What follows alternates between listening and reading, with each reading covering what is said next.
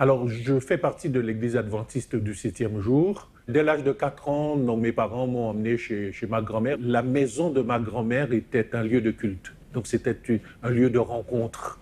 Et cela m'a beaucoup marqué. Les premiers adventistes du coin, des alentours de Port-Lan, se réunissaient chez elle.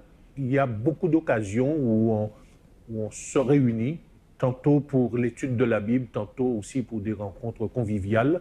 C'est important. Il y a aussi des séminaires, des camps, des voyages qui sont organisés. Donc être ensemble, c'est un point fort au niveau de cette communauté.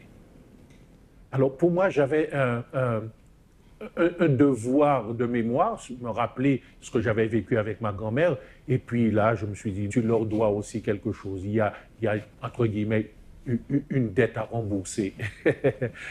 Et dès que l'occasion s'est présentée, j'ai été contacté par la direction d'un établissement qui accueille les personnes âgées. Et là, avec des amis, nous avons monté des programmes et les choses continuent jusqu'à maintenant. Il me remplit de sa paix, il m'enseigne à prier. Je grandis dans la foi, il me remplit de sa joie. L'Esprit de Dieu me libère pour faire briller ma lumière. Alors ici, on est à l'EHPAD de Soleil en nous.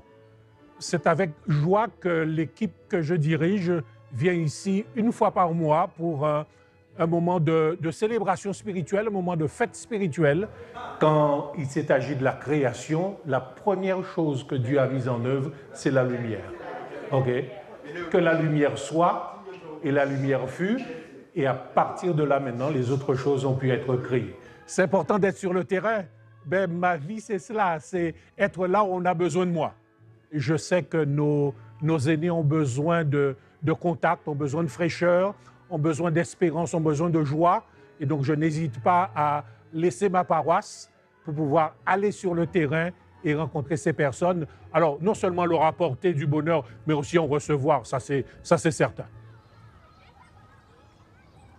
Se réunir, ma vision est celle-ci, que nous apprenions à marcher ensemble, c'est-à-dire adventistes, évangéliques, catholiques, pentecôtistes, respecter le dialogue interreligieux. Donc pour moi, ça c'est très important. La désunion existe encore aujourd'hui, donc il est important de faire l'effort pour unir ce qui a été disloqué. Et dans ce dialogue interreligieux, pouvoir mener ensemble des projets, en particulier celui qui me tient à cœur, c'est de pouvoir travailler ensemble au niveau du CHU de la Guadeloupe. Ce groupe-là va se retrouver dans un projet d'aumônerie au niveau du CHU et d'autres établissements médico-sociaux de la Guadeloupe.